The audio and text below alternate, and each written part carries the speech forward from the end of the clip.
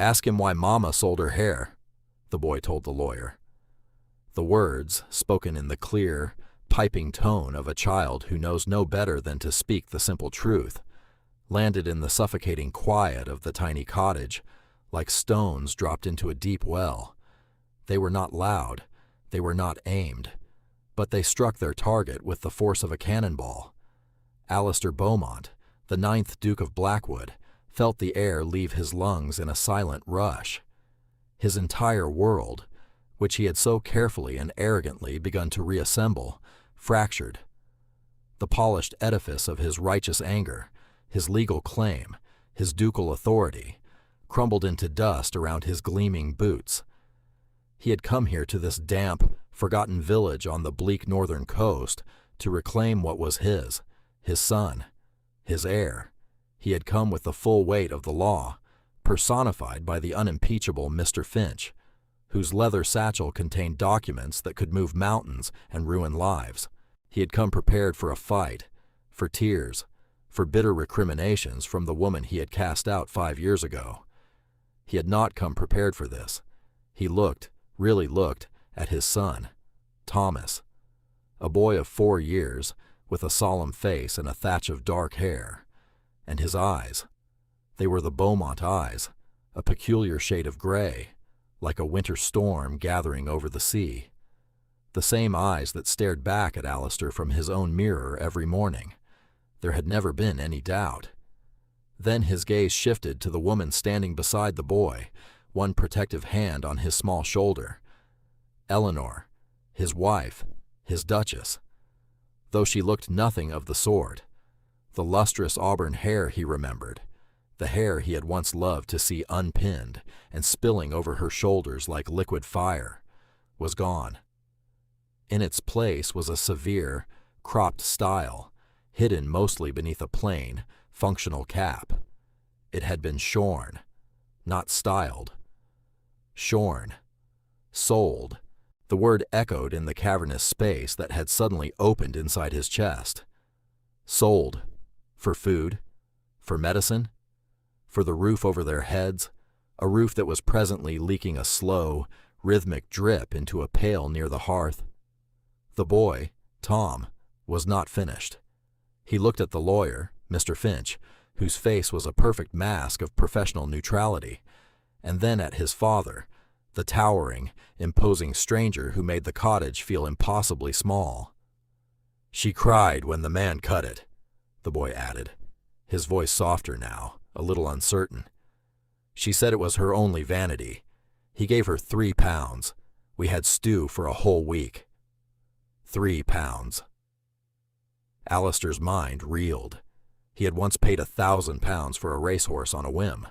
He spent more than £3 on cigars in a single evening. £3 was the price of his wife's dignity, traded for a week of warm meals for his son, his heir, the future Marquis of Ashworth. Mr. Finch cleared his throat, a dry, rustling sound. "Your Grace," he began, his gaze fixed on a point just over Alistair's shoulder. "Perhaps we should—" "No," Alistair said. The word was a rasp, torn from a throat constricted with a shame so profound it was a physical sickness. He raised a hand, not in a gesture of command, but of weary defeat. He could not look at Eleanor. If he looked at her, at the quiet, unyielding strength in her face, at the exhaustion etched around her eyes, he knew he would shatter completely. "The claim," he said, his voice hollow. "Withdraw it." Mr. Finch blinked. It was the first crack in his professional veneer. "Your Grace, the paperwork is filed. We have every right. The boy is your legal heir." "I said withdraw it," Alistair repeated, the words tasting like ash. "There is no claim. Not today. Not ever. We are leaving." He turned, his movements stiff, robotic. He could feel the child's curious eyes on his back. He could feel Eleanor's silence, a presence more powerful and damning than any scream she could have uttered. He had walked into this cottage a duke, a man of power and purpose, ready to assert his will upon the world.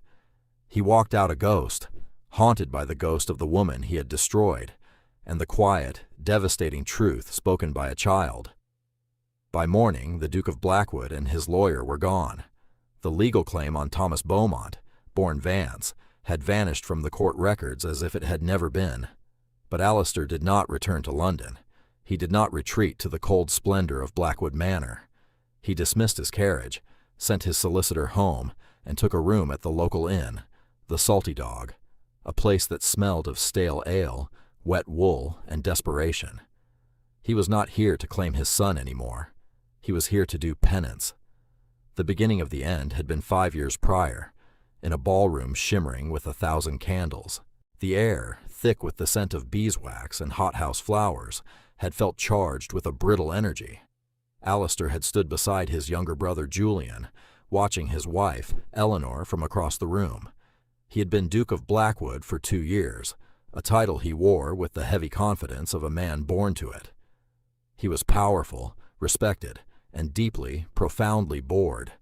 His marriage to Eleanor, arranged for dynastic purposes, was a thing of cool civility. She was beautiful, poised, and impeccably bred. She ran his homes with quiet efficiency, a perfect duchess in every respect. But she was a placid lake, and he craved a tempest. He felt a constant, gnawing dissatisfaction, a sense that his life, for all its grandeur, was empty at its core. Julian, ever at his elbow, was his shadow, his confidant. "She looks tired, Alistair," Julian had murmured, his voice a silken thread of concern. "So pale. Perhaps the season is too much for her." Alistair had grunted in agreement. He had noticed her quietness, her increasing distance. He interpreted it as weakness, a feminine frailty that irritated him. He saw her speaking with a visiting poet, a man with ink-stained fingers and intense eyes. He felt a flicker of something ugly, not jealousy. It was more like annoyance, the proprietary irritation of a collector whose prize possession was being handled by another. Later that evening, Julian had found him in the library. "Brother," he had said, his face a mask of distress, "I would not trouble you, but my conscience will not allow me to stay silent. I saw the Duchess, in the conservatory, with that poet." The words were carefully chosen, designed to ignite the smoldering embers of Alistair's pride, and they worked. He felt a cold fury rise within him. It was not about love or even affection. It was about his name, his honor, the title, Blackwood. He had strode to the conservatory, Julian trailing behind him like a loyal hound. The scene was exactly as Julian had likely orchestrated. Eleanor was backed against a wall of ferns, the poet standing too close, his hand on her arm. He was speaking to her in a low, urgent tone. To an outside observer, it looked incriminating. Alistair did not see the panic in Eleanor's eyes. He did not see that she was trying to pull away. He saw only what his pride and Julian's poison allowed him to see. Betrayal. "Get your hands off my wife," he had snarled. The poet had recoiled as if struck. Eleanor had turned to him, her face as white as her satin gown. "Alistair, it is not what you think." He was being insistent. "I was telling him to leave." "Silence," he had commanded, the word cracking like a whip in the humid air. He had never spoken to her that way before. He had never needed to. He turned his glacial fury on her. "You have brought shame upon this house, upon my name." He did not shout. He did not have to. His voice was low, lethal. He dismissed her with a flick of his wrist, as if she were a servant. He saw her flinch, a tiny, almost imperceptible motion. Her eyes, wide with shock and hurt, held his for a moment. In them, he saw not guilt, but a dawning, horrifying disillusionment. Then, something inside her shuddered. The light went out. She had simply turned and walked away, her back ramrod straight. The next morning, she was gone. A note lay on her dressing table beside her wedding ring. The heavy gold band sat next to a cascade of diamonds and sapphires he had gifted her. The note was short. "You have what you wanted." He had told himself it was relief he felt, freedom. Julian had been sympathetic, managing the fallout, murmuring about the scandal being contained, about Eleanor's inherent instability. The story was put about that the Duchess had suffered a breakdown and retired to a private sanatorium in the countryside. Society whispered for a month, then moved on. For a year, Alistair embraced his freedom. He gambled, he traveled, he entertained mistresses. But the hollowness inside him only grew. The silence in Blackwood Manor became a physical presence.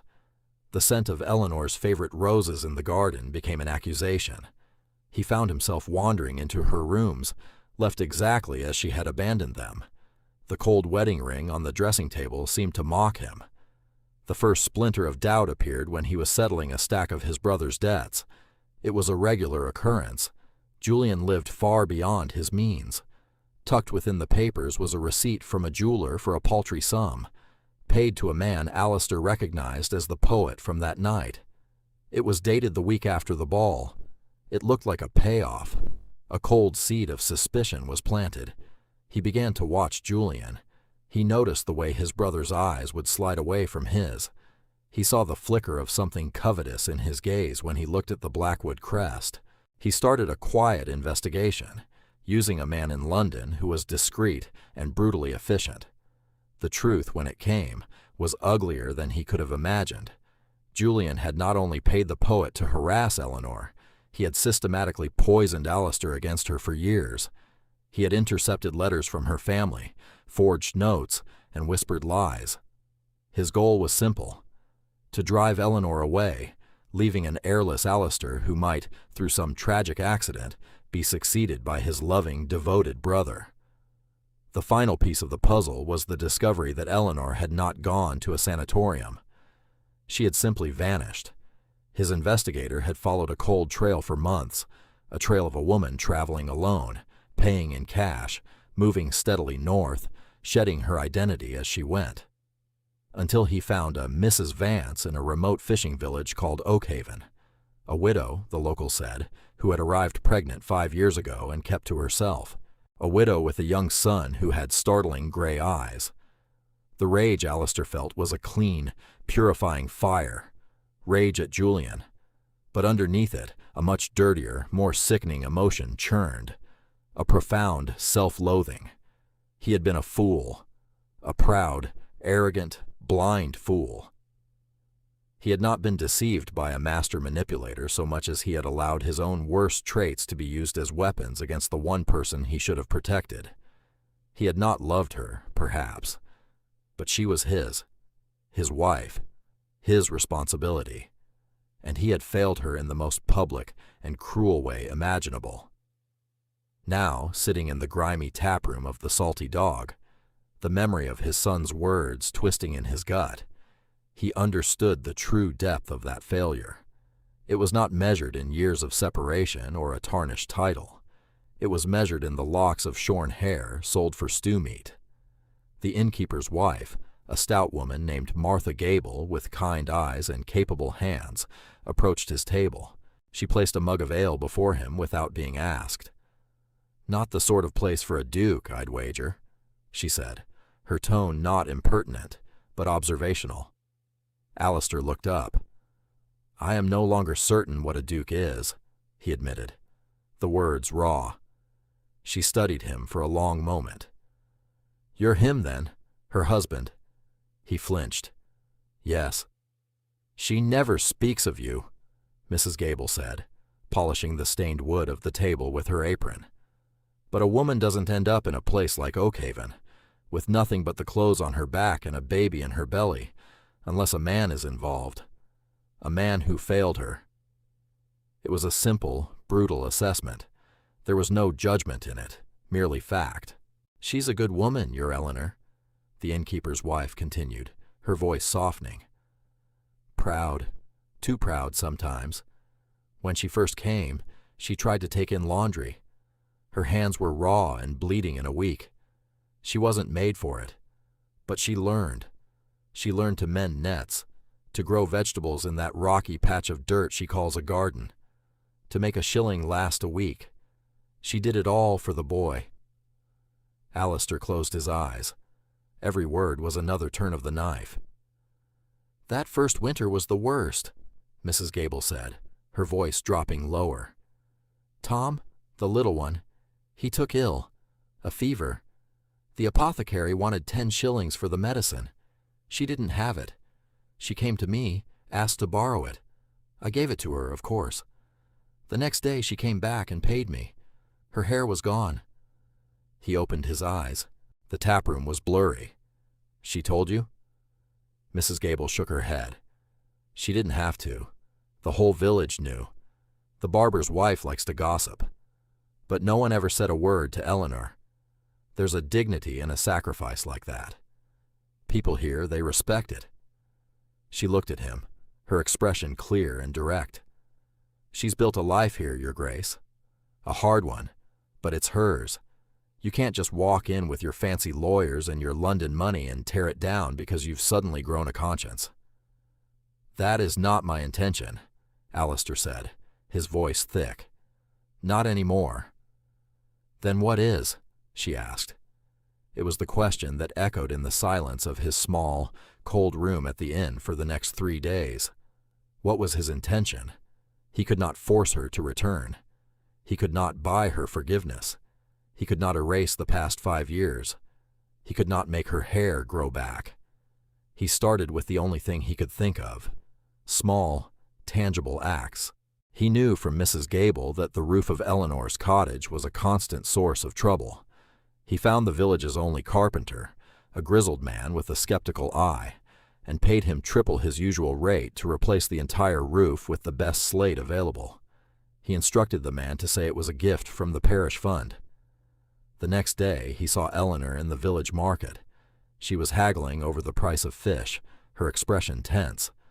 The fishmonger was being obstinate. Alistair waited until she had moved on, then approached the stall. He bought the man's entire stock for the day and instructed him to deliver a week's worth of the best cuts to Mrs. Vance's cottage, compliments of the market. He knew she would be suspicious.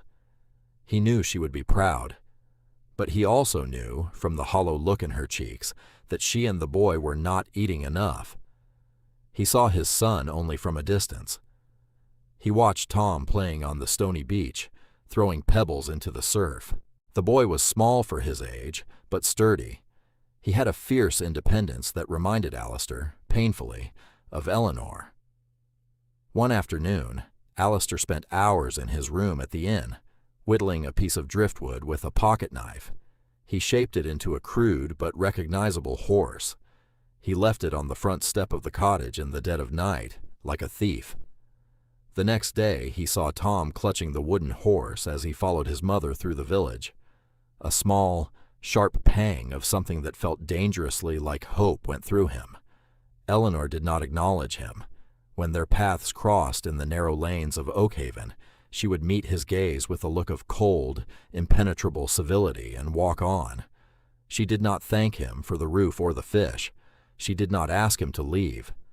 Her silence was a wall he did not know how to breach. He knew he had to do more. He had to give her the one thing that might matter more than food or shelter.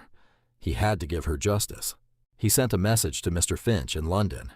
The instructions were precise. He was not to bring legal documents. He was to bring a man, the poet, and he was to bring Julian. It took a week in which Alistair lived in the purgatory of Oakhaven, watching the life he had thrown away from the outside.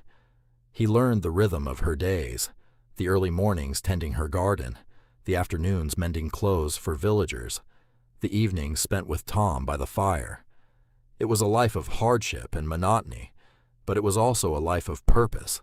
She was a mother. She was a survivor. She was everything he was not.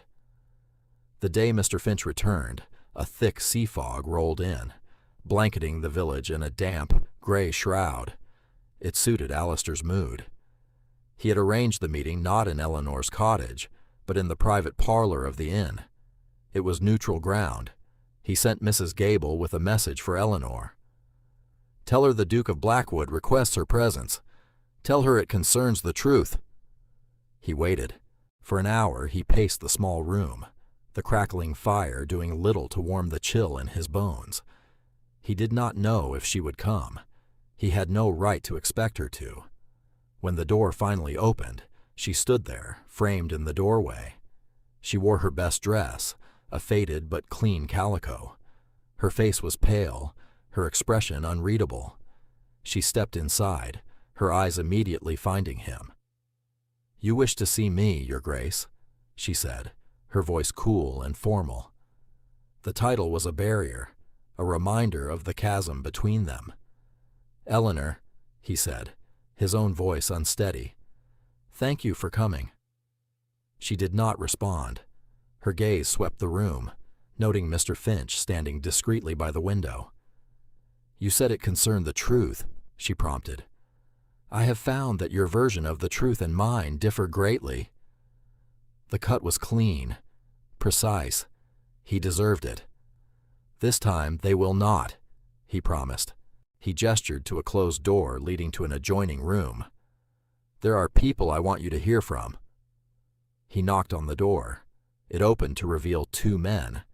The first was the poet, whose name was Crow.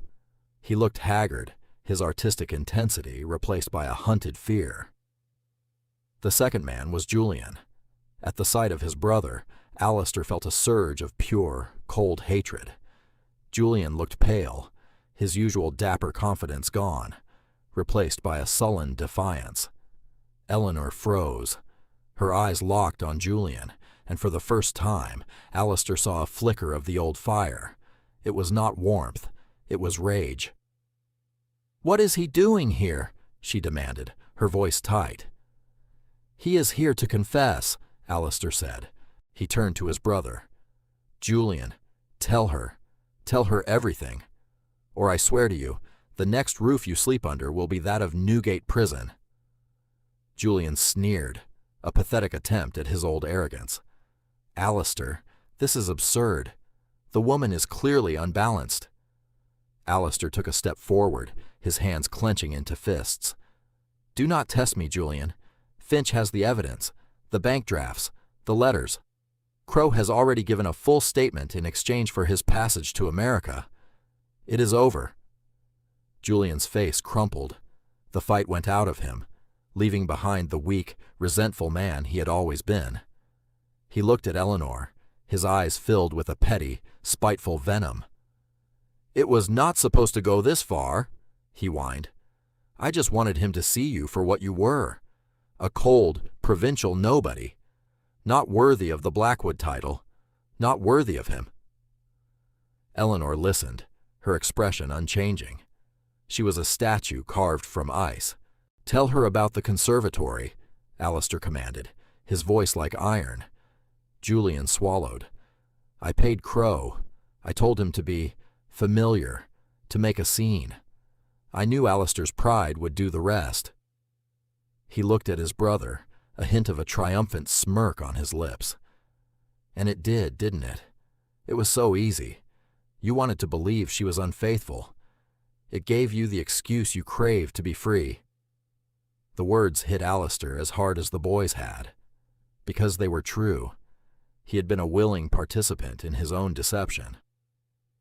"And the letters?"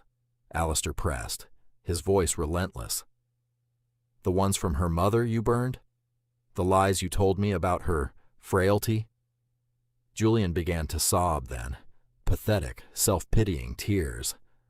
He confessed everything: the years of subtle sabotage, the grand betrayal, the whole rotten, envious conspiracy.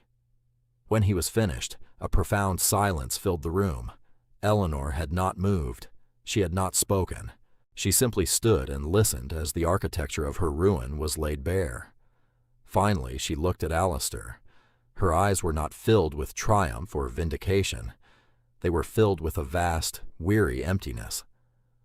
"And what did you expect this to achieve?" she asked, her voice quiet. "That I would applaud you for uncovering the truth 5 years too late? That I would thank you for proving you were not a villain, merely a fool?" Each word was a perfectly aimed dart. "I expected nothing," he said honestly. "I owed you the truth. That is all." She held his gaze for a long moment. "The truth does not mend a roof, Your Grace. It does not buy medicine for a sick child, and it does not restore what was taken." She turned and walked out of the room, leaving him alone with the wreckage of his family.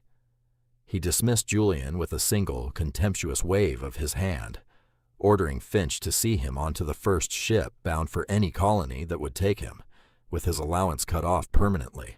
He was now, officially, no brother of his. Alistair returned to his room at the inn. He felt hollowed out. He had done what he came to do. He had exposed the lie. He had punished the guilty. And he was no closer to Eleanor than he had been before. He had offered her the truth, and she had told him it was worthless. Perhaps she was right. A storm broke that night, a furious gale that lashed the coast with wind and rain. The sea roared, and the windows of the inn rattled in their frames. Alistair lay awake, listening to the storm, feeling its fury mirrored in his own soul. Around midnight, there was a frantic pounding on his door. He threw it open to find Mrs. Gable, her face pale with worry, a shawl thrown hastily over her nightdress. "It's the boy," she said, breathless. "The fever is back. Worse this time. He's struggling to breathe. Eleanor sent for the doctor, but he's across the bay and with this storm. He won't make it before morning." Alistair did not hesitate. He pulled on his boots and coat and followed her out into the raging storm. The wind tore at them, and the rain was a solid wall of water. They fought their way to Eleanor's cottage. Inside, the scene was one of quiet desperation. A single lamp cast flickering shadows on the walls. Eleanor was kneeling by the small bed, bathing Tom's face with a cloth. The boy's breathing was a shallow, rasping sound. His face was flushed, his eyes glassy. Eleanor looked up as Alistair entered, and for the first time, her mask of cold composure was gone. In its place was raw, naked fear. "He's burning up," she whispered, her voice trembling. "I don't know what to do." Alistair went to the bed. He had seen this before, years ago, with a stable boy who had fallen into a freezing river. He felt Tom's forehead. The heat was terrifying. "We need to bring the fever down," he said, his voice calm and steady, taking control. "Cold water, as much as we can get." For the rest of the night, they worked together. Alistair organized a chain of villagers, roused by Mrs. Gable, to bring buckets of water from the town well. He and Eleanor stripped the boy and wrapped him in sheets soaked in the cold water, changing them every few minutes. He held Tom's small, struggling body, murmuring nonsense words of comfort, his heart aching with a terror he had never known. He was no longer a duke. She was no longer a wronged duchess. They were just a man and a woman fighting for the life of their child. In the dark, terrifying hours before dawn, as the storm began to subside, so did the fever. Tom's breathing eased, the rasping sound softening into a more natural rhythm. The flush on his cheeks receded. He fell into a deep, healing sleep. Eleanor sank onto a stool, her body trembling with exhaustion and relief. She watched Alistair, who was still sitting by the bed, one large hand resting gently on Tom's chest, as if he could keep him safe by touch alone. Tears began to slide down her cheeks, silent, weary tears. "I was so afraid," she whispered.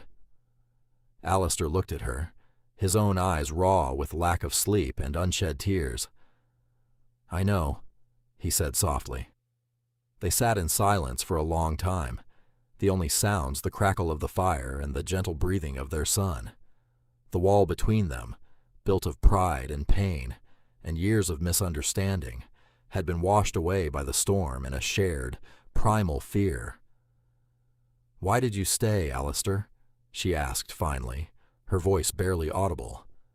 After I said what I did, at the inn."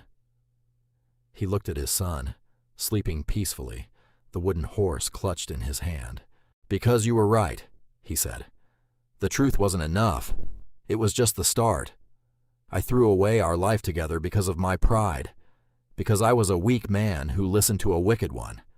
I let him convince me that you were the source of my unhappiness, when all along it was me. My emptiness. My arrogance. He finally met her eyes. I cannot fix the past, Eleanor. I cannot give you back those 5 years. I cannot undo the humiliation or the hardship.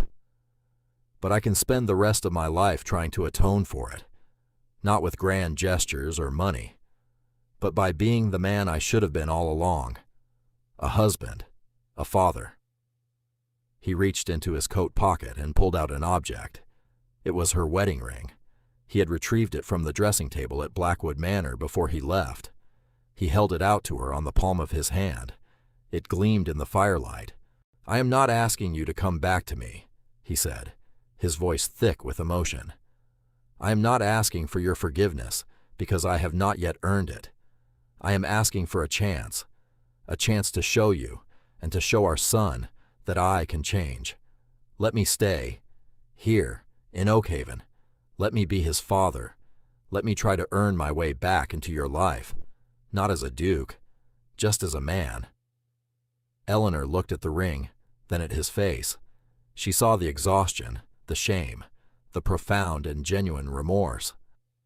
She saw the man who had sat by their son's side all night, who had fought for his life with a desperate tenderness she never knew he possessed. She saw the hope, fragile and tentative, in his eyes, the anger she had nurtured for 5 years, the hard shell she had built around her heart, had been her shield. It had kept her alive, but it was also a prison, and for the first time she felt the lock begin to turn. She did not take the ring. Not yet. The cottage needs a new garden fence, she said, her voice quiet but firm. The old one was washed away in the storm. Alistair looked at her, confused for a moment. Then he understood. A flicker of a smile, the first genuine smile she'd seen from him in years, touched his lips. I will build it, he said. And the woodpile is low, she added. I will chop more, he promised. She stood up and walked to the small window. The sun was rising, casting a pale, watery light over the newly washed world. The storm was over. We will see, she said, not to him, but to the morning. We will see. It was not forgiveness. It was not a reconciliation, but it was a beginning. It was the first ray of dawn after a long and brutal night, and for Alistair, Duke of Blackwood, it was more than he deserved, and everything he had hoped for. He would build the fence. He would chop the wood. He would earn his way back, one small act of service at a time.